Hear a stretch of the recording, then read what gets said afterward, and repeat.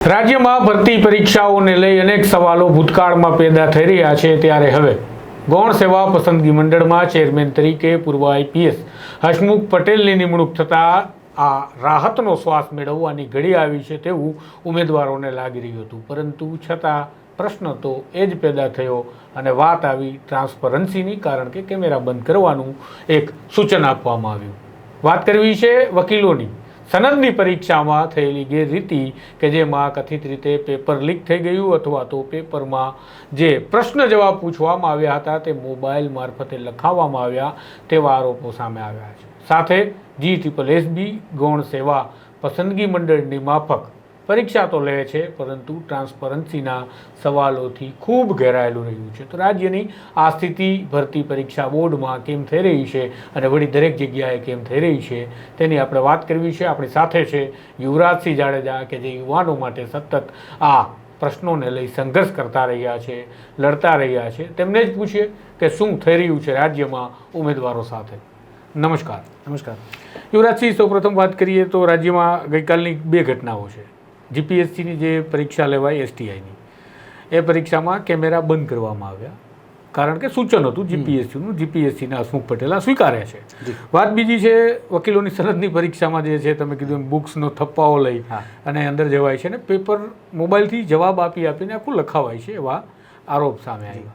અને ભૂતકાળમાં જે CBRT પદ્ધતિ GSSB સૌ કોઈ જાણે છે, અને એમાં પણ હસમુખ પટેલ GSSBના જે ટ્વીટ કરે છે એ ટ્વીટને લઈને પણ હાઈકોર્ટમાં એમને ઘણું બધું સાંભળવું પડ્યું. આ સ્થિતિનું નિર્માણ ઉમેદવારોની ભવિષ્ય સાથેની જે આ રમત થઈ રહી છે એવું શા માટે લાગે છે? ખાસ કરીને જોવા જઈએ ને તો તુષારભાઈ, છેલ્લા ઘણા સમયથી પારદર્શિતાની બહુ મોટી વાત થઈ છે, વિશ્વસનીયતાની બહુ મોટી વાત થઈ છે. આજથી એક અઠવાડિયા પહેલાં ગુજરાતના CM એવું કહેતા હતા કે ભાઈ જ્યારે એક ખાનગી મેળો ચાલી રહ્યો હતો તેમાં, એટલે કે રોજગાર મેળો, તેમાં એને એવું કીધું કે ભાઈ વિદ્યાર્થીઓમાં આ જે કોમ્પિટિટિવ એક્ઝામ છે એમાં પારદર્શિતા વધી છે અને વિદ્યાર્થીઓને વિશ્વાસ વધ્યો છે સરકાર ઉપર.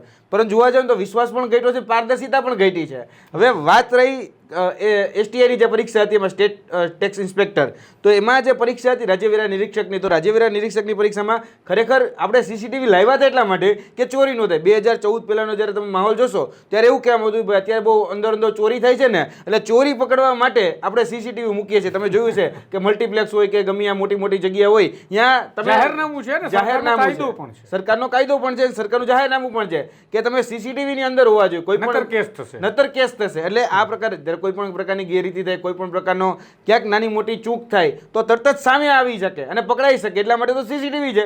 હવે એ CCTV નાખી દેવાના છે, તો પેલા કાયદો લાવવાનો અને પછી કાયદો એ જ લાવે અને પછી એ જ કાયદાનું ક્યાંક ને ક્યાંક અવગણના કરવામાં આવે એવું લાગે. એટલે પહેલાં તો શું થાય કે એક એક્ઝામ્પલ હતું ને કે ભાઈ આપણે લાઈન ખોદી નાખીએ, લાઈનમાં આપણે એવું કીધું કે ભાઈ હવે આ સિમેન્ટ રોડ બને નાખો, પણ અચાનક જ યાદ આવે કે પાઇપલાઇન નાખવાની તો ભૂલાઈ ગઈ, એટલે કે ગટરની લાઈન નાખવાની હતી તો ભૂલાઈ ગઈ, કે ઇલેક્ટ્રિક કેમેરામાં પાછું બંધ કરવામાં ફૂડ કડકાઈ રાખવામાં આવી. હા, જેમ પેલી આપણે કહીએ ને કેમેરા ફિટ કરવામાં કડક હાથે કામગીરી કરવામાં આવી, બંધ કરવામાં પણ કડક હાથે. બંધ કરવામાં તમે હું કહું છું ગુજરાતના દરેક જગ્યાના દરેક સંસ્થાનોના જે STIના જે કેન્દ્રો હતા એ બધા જ કેન્દ્રો ઉપર જે CCTV હતા એ CCTV ઉપર કાળો ગમે ટૂંકમાં એક કલરનો પટ્ટો રાખી અને એને ઢાંકી દેવામાં હતા. તમામ પ્રકારના જે સેન્ટરો હતા એ તમામ સેન્ટરોમાં આ CCTV જે કેમેરા હતા એ ઢાંકી દેવામાં આવ્યા, ભૂલે ચાલુ ન રહી જાય. એટલે ભૂલે ચાલુ ન રહી જાય કીધું હસમુખ પટેલે એવું કીધું. જી, પણ આ શા માટે કરવું પડ્યું એને જ સમજાતું. હવે ખરેખર તો CCTV એટલા માટે છે કોઈ અંદર ચોરી કરે, ક્યાંક ઘણી વખત તમે જોયું છે કે ચીટિંગ પકડાતી હોય છે, ક્યાંક માસ કોપી કેસ થતા હોય છે, માસ ચીટિંગ પકડાતી હોય છે, તો એ પકડવા માટે CCTV છે. હવે નવું લાવ્યા કે ભાઈ પેપર બહાર જતું રહે. હવે હું માનું, ચલો કદાચ માની લીધું કે HD હાઈ રિઝોલ્યુશન જે કેમેરા છે અને કદાચ પેપર બહાર પણ જતું રહ્યું, પણ એનાથી થઈ શું જવાનું છે? એટલે સમજવા જેવી વાત એ છે કે થઈ શું જવાનું છે? કદાચ દાજ જતું પણ અંદર નથી આવવાનું ને, જવાબ અંદર બેઠેલા એને લખવાના છે. એટલે આ કઈ પ્રકારનો નિર્ણય હતો ને, નિર્ણય હજી સમજી નથી શકાણો. હવે આવતી પરીક્ષામાં નિર્ણય રહેશે કે કેમ એ તો હસમુખભાઈ જ કહી શકશે. HD કેમેરા તો વધુ સારા.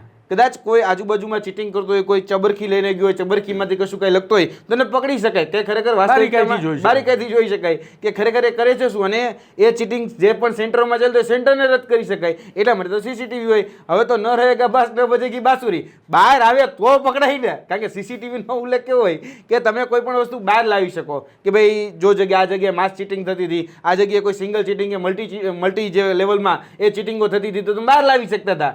ભૂતકાળમાં બિન સચિવાલય પેપરમાં સીયુ શાહ કરીને સુરેન્દ્રનગર હોય કે ગીર સોમનાથની સુપાસી હોય કે પછી તળાજાની નીલકંઠ હોય, આ બધી જગ્યાએ ચીટિંગો થતી હતી કે અંદર જે શિક્ષકો હોય એ લખાવતા હતા, પ્રશ્નોના જવાબ લખતા. તો એ વસ્તુ સામે ક્યાંથી આવી? તો કે ભાઈ સીસીટીવી જોયા તો સામે આવી કે હા આ પ્રકારની ચીટિંગો થાય છે અને આ પ્રકારની ચીટિંગો ન થાય. એના માટે સરકારે ખરેખર પગલાં લેવા છે. હવે તો એ સીસીટીવી જતા એ જ સીસીટીવી બંધ કરી દીધા. એટલે જે વસ્તુ બહાર આવતી હતી, તમે પણ જોયું છે કે અત્યાર સુધીમાં પેપર લીકેજની ઘટનાઓ સામે આવતી તો કે ઓનલાઈન લાવ્યા કે આપણે સીબીઆરટી લાવો, કોમ્પ્યુટર બેઝ રિસ્પોન્સ ટેસ્ટ. એટલે જે કૌભાંડનો કંઈક નવો રસ્તો અપનાવ્યો ને એવું પ્રકારે લાગે છે. કેમ કે પેપર હોય તો ફૂટે ને, પેપર જ નહીં, પેપર લેસ કરી નાખો અને આ તમામ પેપરો જે છે એ પરીક્ષામાં ઓનલાઈન લેવાનું ચાલુ કરી દો.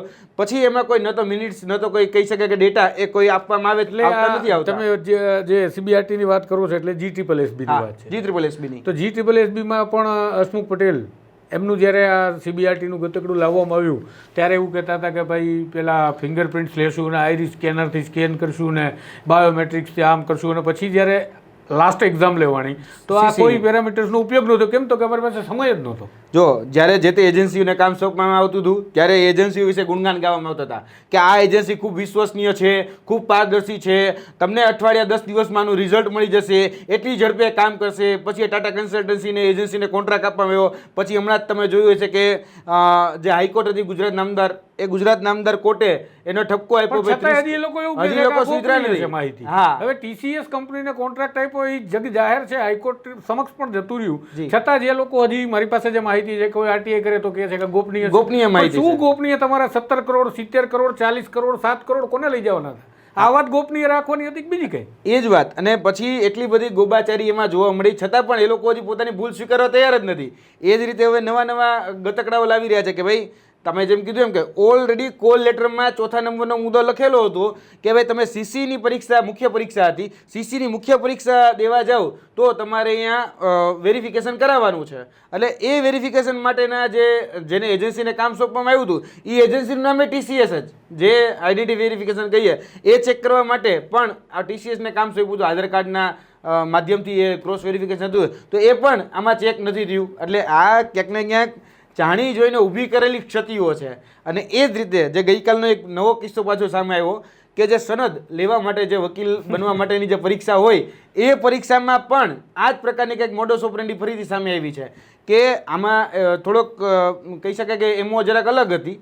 જોવા જઈએ તો આ પરીક્ષા છે ને ઓપન બુક એક્ઝામ હોય છે અને ઓપન બુક એક્ઝામ હોય એટલે જે તે પરીક્ષાનું પેપર હોય પરીક્ષાની તમારે બુક સાથે લઈ જવાની અને MCQ બેઝ જ હોય. પરીક્ષા ચોપડી સાથે લઈને જવાની. 100 MCQ એમાંથી 40 મિનિમમ તમારે લાવવાના.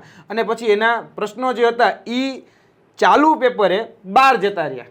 પહેલા એ એવું કે ભાઈ પેપર લીક થયું છે કારણ કે ચાલુ પેપરે આખા પરીક્ષાના પ્રશ્ન જે હતા એ 12 ગયા, ફોટોગ્રાફ લઈને 12 ગયા. પછી એના જવાબ જે બાય વોટ્સઅપ વિદ્યાર્થીઓને સીધા જ એ મળવા લાગ્યા. હવે વિદ્યાર્થીઓને પહેલાં તો પ્રશ્નપત્ર બહાર કઈ રીતે ગયું એ મોટો પ્રશ્ન છે. કેમ કે પ્રશ્નપત્ર બહાર ન જવું જોઈએ કેમ કે મોબાઈલ લઈને જવાની છૂટ નથી. તમારે બુક લઈને જવાની છૂટ છે પણ તમે મોબાઈલ ન લઈ જઈ શકો. જો મોબાઈલ લઈ જાઓ તો ઝડપથી તમે જેટલી બુકમાં તમે પ્રશ્નોનો જવાબ શોધવાનો પ્રયત્ન કરો ને એ પહેલાં તો મોબાઈલમાં તમે ગૂગલ કરો ને તો ઝડપથી મળી જાય. એટલે મોબાઈલની તમને છૂટછાટ નથી. પણ અહીંયા તમને મોબાઈલ લઈ જવાની છૂટછાટ નહોતી છતાંય મોબાઈલથી આ બધા પ્રશ્નપત્ર બહાર ગયા અને એમાંથી જે સોલ્વ થઈ અને એ વિદ્યાર્થીઓ સુધી ચાલુ ક્લાસે આ જવાબો પહોંચી ગયા હતા. એનો પણ આપણી પાસે સ્ક્રીનશોટ છે. જે જવાબો કહી શકાય કે ડ્યુરિંગ જે એક્ઝામ હતી એ ડ્યુરિંગ એક્ઝામમાં જ આ બધા જ જવાબો એને મળી જતા હતા. એટલે હવે જોવા જઈએ તો જે અમદાવાદ ખાતે આવેલી જે સિલ્વર ઓક યુનિવર્સિટી છે ત્યાંથી જે એક સેન્ટરની વાત કરવામાં આવી છે. બધું ગુજરાતમાં આવા 2 સેન્ટરોએ આવી અલગ અલગ ઘટનાઓ બની છે, એક સુરત અને એક અમદાવાદ, જ્યાં આ પ્રકારે આવી ઘટનાઓમાં કહી શકાય કે પેપર બહાર ગયો અથવા તો એવું કહેવામાં આવી રહ્યું છે કે આમાં મૂર્ત જે બુક સાથે લઈને જવાની હોય છે ને એ બેરેક્ટ હોય છે. એ બેરેક્ટની જગ્યાએ સુરત અને અમદાવાદના સેન્ટરોમાં જે પ્રાઇવેટ પબ્લિકેશનના જે પુસ્તકો હોય ને એ પણ જોડે લઈ જવા દેવામાં આવ્યા હતા. એટલે આમાં એવું હોય છે કે બેરેક્ટ એટલે કે જે કાયદાકીય જે ઓથેન્ટિકેટેડ જેને બુક કહીએ જે ગવર્મેન્ટ માન્ય છે એ ગવર્મેન્ટ માન્ય ઓથેન્ટિકેટેડ બુક જ તમારે જોડે લઈ જવાની છે, બેરેક્ટ. અને પરંતુ આમાં થયું એવું છે કે સુરત અને અમદાવાદ જેવા સેન્ટરમાં ઉમેદવારો જે છે એ ઉમેદવારો પ્રાઇવેટ પબ્લિકેશનના એ પ્રાઇવેટ ઓથરના જે પુસ્તકો લઈને જોડાઈ ગયા હતા. એટલે એને કારણે ક્યાંક ને ક્યાંક એ લોકોને પ્રશ્નો ગોતવામાં ક્યાંક સરળતા પડી હોય એ પ્રકારનું ઉમેદવારોનું મંતવ્ય છે. એ તો ઠીક છે, હાલો ભણીને સનદ લઈને વિચારો વકીલાત કરશે તો એનું ઘર ચાલશે. આપણે થોડું ઘણું આપણે તમે કીધું એમ ચોપડી લઈને જ બેસવાનું પરીક્ષા હતી એટલે ગંભીરતા તો ખરી પણ છતાં GPSC જે પરીક્ષા GSSBની પરીક્ષા કે જેમાં ઉમેદવારોને નોકરી દેવાની છે અને એ નોકરી માટે તનતોડ રાત દિવસ કોઈ માણસ મહેનત કરે છે, કોઈના મા બાપ પેટે પાટા બાંધે છે, કોઈ ભૂખ્યા ઊંઘી જાય કારણ કે એમને ફી ભરવી પડે છે કોચિંગની અથવા તો આ મટીરિયલ ખરીદવા માટે. આવા જ લોકો હોય છે જે પરીક્ષા આપી અને મહેનત કરી અને પરીક્ષાની તૈયારી કરીને જ્યારે જાય અને ત્યારે એને ખબર પડે અને હવે તો પાછું આ નવું ગતકડું કે કેમેરા બંધવાળું, તો આમાં લોકોનો ભરોસો સંપાદિત નથી. હસમુખ પટેલ આવ્યા લોકોની અંદર જે ઉત્કંઠા જે પ્રેમ હતો એ બધો જ કાલે ફિયાસ્કો થતો જોવા મળ્યો. સોશિયલ મીડિયાની કમેન્ટ્સો જુઓ, અમે જ્યારે અહેવાલ બનાવ્યો અમે લોકોની સાથે વાત કરી, કોઈ વ્યક્તિનો રિવ્યૂ સારો નથી. કારણ કે આ તો એના જેવું થયું ને કે કોઈ વ્યક્તિ એલિગેશન કરશે કે ક્લાસરૂમમાં ચોરી થતી હતી કે ક્લાસરૂમની અંદર આ થતું હતું કે ક્લાસરૂમમાં આ ગેરરીતિ થઈ, તો જે એલિગેશન થશે એને કન્ફર્મ કેમ કરશો? HD કેમેરા ઉપર તમે કપડાં નાખ્યા હતા. બધી જ જગ્યાએ અત્યારે વ્હાઇટ કોલર સ્કેમ થતા જાય છે. કેમ કરીને પોતાની ચોરી છુપાવી અથવા તો ચોરી પકડાવી નહીં, આ બે પ્રયત્નો થઈ રહ્યા છે. હવે જે હું વાત કરવા જઈ રહ્યો છું એને કોઈ રાજકીય પરિપ્રેક્ષમાં જોવા ન આવે, પરંતુ વાસ્તવિકતા હકીકત એ છે કે ગુજરાતની અંદર જેટલી પણ સરકારી, સહકારી કે બિન સરકારી જેટલી પણ રોજગારીના માધ્યમો છે એ તમામ માધ્યમો જોવા જઈએ ને તો પોતાના મળતિયાઓને, પોતાના લાગવકીયાને, પોતાના ઓળખીતાને જે આપી શકાય, તમે ભલે કદાચ એને વકીલાતને બાદ કર્યા, પરંતુ વકીલાતમાં પણ કહું છું કે પોતાની પેનલ ચાલે છે કે ભાઈ ભારતીય જનતા પાર્ટી હોય તો પોતાના વકીલ અલગ હોય, કોંગ્રેસ હોય કે આમ આદમી પાર્ટી તો એને પોતાની પેનલો ચાલતી હોય કે ભાઈ આ વકીલો જે છે એ ભાઈ કોંગ્રેસના છે, આ વકીલ છે. પાછા એમાંય પણ કહી શકાય કે લીગલ સેલ આવતા હોય છે કે આ અમારું લીગલ સેલ છે, આ અમારું લીગલ સેલ છે, આ અમારું લીગલ છે. એ જ રીતે હાયરકી બધી જ જગ્યાએ સેટ થયેલી છે. સહકારીમાં પણ જોવા જાઓ તો સહકારીની પછી ડેરીઓ હોય કે સહકારીની કે પછી બેન્કો હોય, એ બધી જ જગ્યાએ અત્યારે પોતાના વાલા દવલાઓને સેટ કરવા માટે ઓળખાણવાદ અને પરિવારવાદ ચાલે છે. અને તમામ પ્રકારની જે કોમ્પિટિટિવ એક્ઝામ છે, XYZ ગૌણ સેવા લ્યો, GPSC લ્યો કે XYZ તમે કોમ્પિટિટિવ એક્ઝામ લઈ લો, તમે કોર્પોરેશનની પણ ભરતી લેશો ને કોર્પોરેશનની, તો એમાં પણ અત્યારે એવું થઈ ગયું છે કે ભાઈ હવે ધીરે ધીરે જેટલી પણ પારદર્શિતા હતી ને એ પારદર્શિતા હવે ઢકાઈ રહી છે, જેનાથી કોઈ પણ વસ્તુ બહાર કપડું ઢકાઈ રહ્યું છે. બધી જગ્યાએ આ પારદર્શિતા ઉપર કપડું છે કે જે ખરેખર આ અત્યારે જે CCTV ઉપર જે કપડું ઢાંકી રહ્યા છે ને એ ખરેખર પારદર્શિતા ઉપર ઢાંકી અને જે પણ ખોટું થઈ રહ્યું છે એ બહાર ન આવે, કોઈ પણ કૌભાંડ, કોઈ પણ ભ્રષ્ટાચાર, કોઈ પણ ગેરરીતિ એ બહાર ન આવે એટલા માટે આ બધી જ જગ્યાએ કપડાં ઢકાઈ રહ્યા છે. આ થીગડા લાગી રહ્યા છે અને આ થીગડા બહુ લાંબા સમય ટેકવાના નથી. એ તમામ લોકોએ ધ્યાનમાં રાખવા જોઈએ. કદાચ સરકાર ગમે એટલા પ્રયત્નો કરે પોતાના લોકોને સેટ કરવા માટે કે પોતાના મળતિયાઓને કે પોતાના વાલા દવલોને સેટ કરવા માટે, પરંતુ એ આજની તો કાલ કોઈને કોઈ જગ્યાએથી કોઈને કોઈ રીતે બહાર આવવાનું જ છે. એ બધાએ સર્વવિધિત ધ્યાનમાં રાખવાની વાત છે. અત્યારે જે પણ કહી શકાય મુખ્યમંત્રી હતા, મુખ્યમંત્રી ખુદ એવું કહેતા હતા કે પારદર્શિતા છે, વિશ્વસનીયતા છે, પરંતુ જોવા જઈએ તો છેલ્લા ઘણા સમયથી આ પારદર્શિતા છે ને એ ગુજરાતમાંથી જતી રહી છે.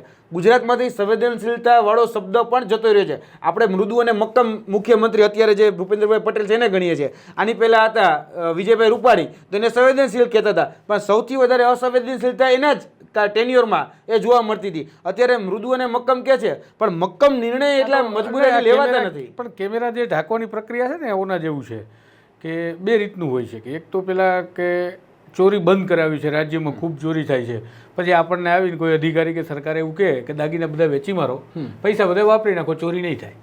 આ તો એવી વાત છે ને, બકરી કાઢતા ઊંટ પહેરી જાય ને એના જેવી વાત છે. આ બકરીને કાઢવા ગયા અને આખે આખું ઊંટ અંદર આવી જવાનું છે, કારણ કે એ એવું વિચારવા ગયા કે ભાઈ આપણે નાની ચોરી અટકાવી. પણ એ નાની ચોરી તમે એમને અટકાવી શકો, કોઈથી બહારનું મટીરિયલ અંદર ન આવે. તમે એમ કહેતા કે HD હાઈ રિઝોલ્યુશન ભૂતકાળમાં આવી ઘટનાઓ બનેલી છે. અત્યારે એક વસ્તુ એવો પણ સવાલ થઈ શકે કે ભૂતકાળમાં જે HD કેમેરાથી પરીક્ષાઓ લેવાની તો એમાં ગેરરીતિ હતી, એવું લાગે ગેરરીતિ હતી અને એમાંથી જ આ સંજ્ઞાન લઈને આ વસ્તુ એને સામે લઈ. ગઈકાલે જે સંવાદ થયો હસમુખભાઈ પટેલનો, તો એમ કીધું ભૂતકાળમાં આવી ઘટનાઓ સામે આવીને અમને જે ફરિયાદો મળી એમાંથી મેં સંજ્ઞાન લઈને આ કર્યું. તો આ કયું સંજ્ઞાન લીધું? પણ આપણે તો ક્યારે સાંભળ્યું નહીં કે આપણે ક્યારે નથી સાંભળ્યું ગેરરીતિ.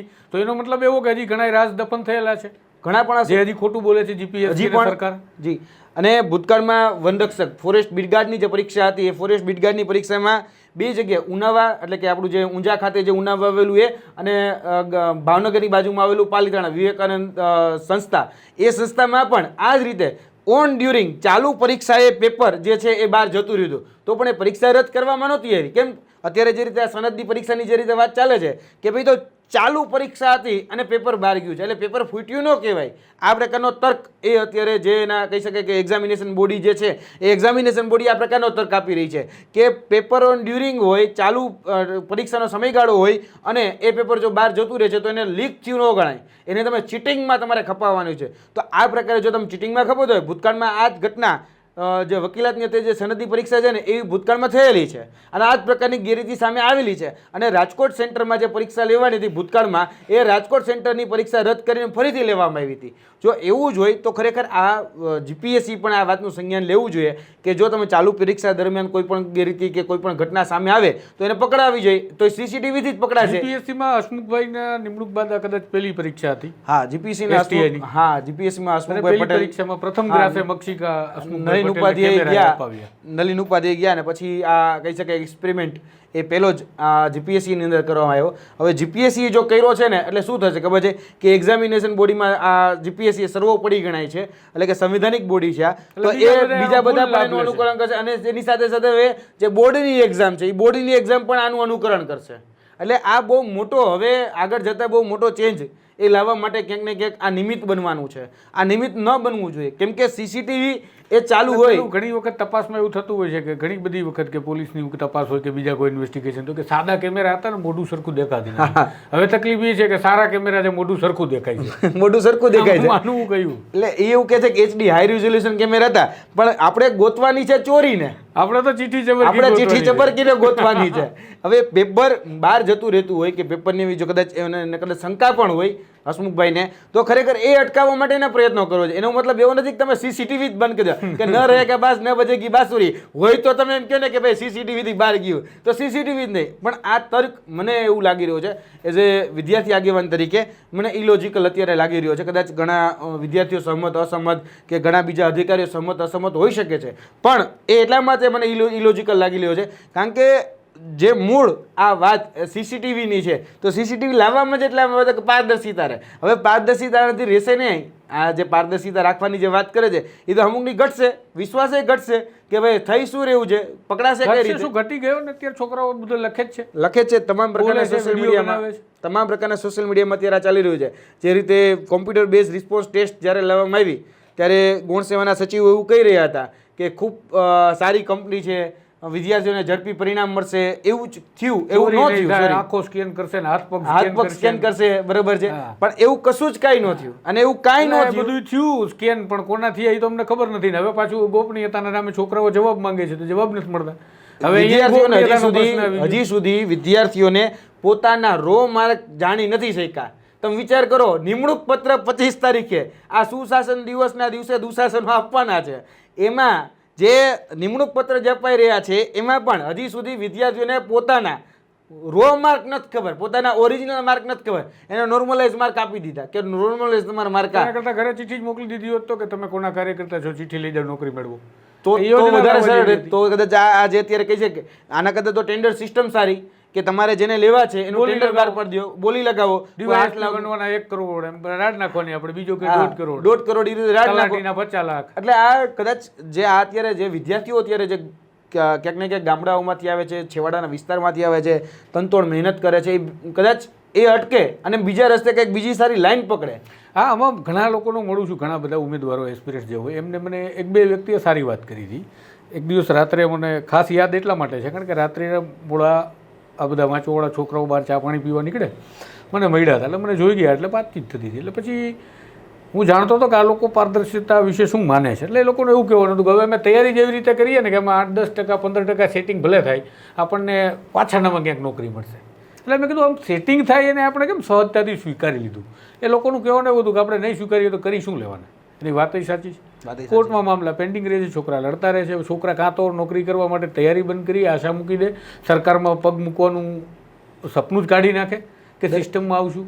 દરેક જગ્યાએ ખરેખર આવું થયું છે કારણ કે અનિશ્ચિતતાઓનું જે વાતાવરણ જે રીતે ઊભું થઈ રહ્યું છે તો એને કારણે નાસીપાસ થવું એ તમે જોઈ શકો છો કે એક અઠવાડિયામાં 2 થી 3 તમને એવા સમાચાર જાણવા મળે કે ભાઈ પીએસઆઈની તૈયારી કરતો કે એલઆરડીની તૈયારી કરતો કે કોન્સ્ટેબલની તૈયારી કરતો કે તલાટીની તૈયારી કરતો વ્યક્તિએ સુસાઇડ કરી લીધું કે ભાઈ અનિશ્ચિતતાનું વાતાવરણ હતું. 2 વર્ષ પહેલાં ભરતીની જાહેરાત થઈ જાય હજી સુધી ફિઝિકલ ન લેવાય તો વ્યક્તિ કરે શું? હવે તોડીને એને ટૂંકમાં દોડીને બધા આના નસ ફાડ નાખી એટલું બધું દોડતા હોય. આમાં ફોરેસ્ટમાં તો હાઈ જમ્પ, લોંગ જમ્પ, રસાચડ એ પ્રકારની આખી તૈયારી હોય.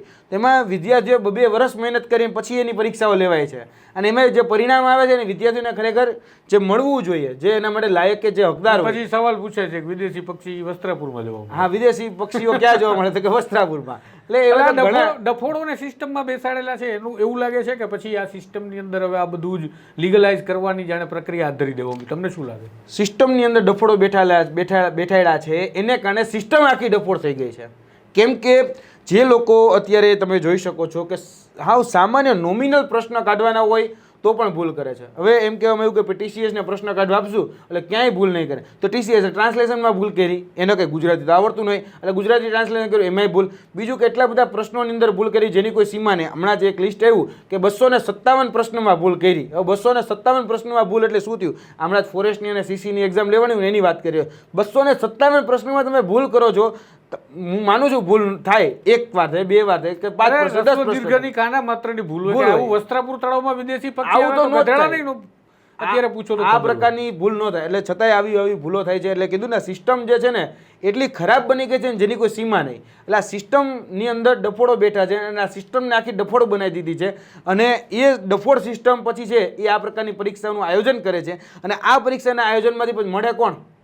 કારણ કે જે વ્યક્તિ એમ કે ભાઈ 10% સેટિંગ જે સ્વીકારી જ લેતો હોય કે 10 કે 15% તો થવાનું જ છે, એ વ્યક્તિ સ્વીકારી કઈ રીતે શકે? કારણ કે સિસ્ટમની અંદર આટલો બધો ભ્રષ્ટાચાર, સિસ્ટમની અંદર આટલો બધો સડો એ આવી ગયો છે જેને કારણે સામાન્ય નાગરિક છે ને સ્વીકારતો થઈ ગયો છે કે ભાઈ આપણે ગઈ પણ રીતે ગમે એટલી તૈયારી કરીએ 10% કે 15% તો એવા લોકો હોવાના જ કે જે ભ્રષ્ટાચારથી કે ખોટી રીતે, ગેરરીતિથી, કૌભાંડથી કે કાંડથી આ રીતે સિસ્ટમમાં ઘૂસવાના. આવું બોલનારા લોકો વિશે પણ કહું, કારણ કે અત્યારે પોલીસ ભરતીમાં જવું છે, 5500 ગ્રેડ પે માટે લપ કરવી છે, કે સામાન્ય કોઈ ભરતી તલાટીની છે કે પછી આ બધામાં ઘૂસવું છે બધાને. પણ શું છે એમનો આશય? અહીંયા જ્યારે ભરતી પરીક્ષા ચાલતી હોય ને કંઈ પણ ગેરરીતિ થાય ત્યારે એટલા કૂદી પડતા હોય, પ્રામાણિકતાની, ટ્રાન્સપરન્સીની વાતો કરતા હોય, પછી પોલીસમાં ભરતી થાય રસ્તે 4 રૂમ ભરીને તોડ કરતા હોય, બધી જગ્યાએ દારૂના હપ્તા બાંધો હોય, સાહેબ મોકલે તો કે આપણે તમારા વહીવટદાર બનવું છે, હમણાં તલાટીમાં જાવ તો દાખલા કાઢવાના, પછી પ્રામાણિકતા જતી રહે છે. એટલે આ સમાજની અંદર જે લોકો તૈયારી કરે છે એના માટે કે આપણે બહુ ગર્વ લેવા જેવું નથી. હમણાં થોડા દિવસ પહેલાની જ વાત છે કે હમણાં જ પરીક્ષામાંથી પાસ થયેલા, હું 2016-17 પછીની આ ભરતીની વાત કરું છું, રેવન્યુ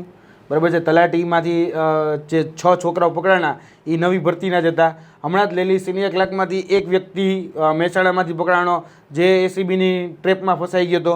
હમણાં જ ATDO additional tribal development officer જે કહી શકાય કે શું કહેવાય આદિવાસીના સમાજના જે બાળકો છે કલ્યાણ માટે એના માટે કલ્યાણ માટે કામ કરવાનું હોય પણ એ ક્યાંક ને ક્યાંક એની પાસે નહીં પોતાનું કલ્યાણ કરતો હતો અને એમાંય પકડાઈ ગયો, એની પર ACB થઈ ગઈ. એટલે હમણાં આ જે ઘટનાઓ વધી રહી છે ને એમાં પોલીસ કે પછી ક્લાર્ક કે પછી તલાટી એમાં બધું જ તમે ગણી લ્યો, એ બધી જ જગ્યાએ અત્યારે નવા લોકો સરકારી નોકરી એવા માટે મેળવે છે કે એને ખબર છે કે તોડ પાણી હપ્તાખોરી રાજમાં મજા આવશે, બાકી તમારું કલ્યાણ થઈ શકે એમ નથી. એટલે લોકો સરકારી નોકરી શોધે છે. કાં તો એવું બને પ્રામાણિકતાથી નોકરી શોધવી હોય તો આપણે એવા પ્રામાણિક લોકો જોવા જોઈએ કે અમારા ડિપાર્ટમેન્ટમાં ભ્રષ્ટાચાર ચાલે છે, હું 2015ની બેચનો વિદ્યાર્થી હતો યુવરાજસિંહ, તમે મારા માટે બહુ આંદોલન કર્યા તો અમારા ભ્રષ્ટાચારની ફાઇલ તમને દઈ જાઉં છું. આવા હોવા જોઈએ પણ નથી, બહુ ઓછા અને રેર કેસમાં આવાથી કદાચ આંગળીના વેઢે ગણી શકાય એવા માણસો આવા છે. એટલે આપણે 100% ન કહી શકીએ. અને બીજું કે બધાને એક સમાન રાજ્ય તોલવા એ પણ યોગ્ય છે. એટલે કદાચ આવી ઘટનાઓ બને છે. હું નાનપણ પડતો મેં તમને અત્યારે રિસેન્ટલીના એક્ઝામ્પલ આપ્યા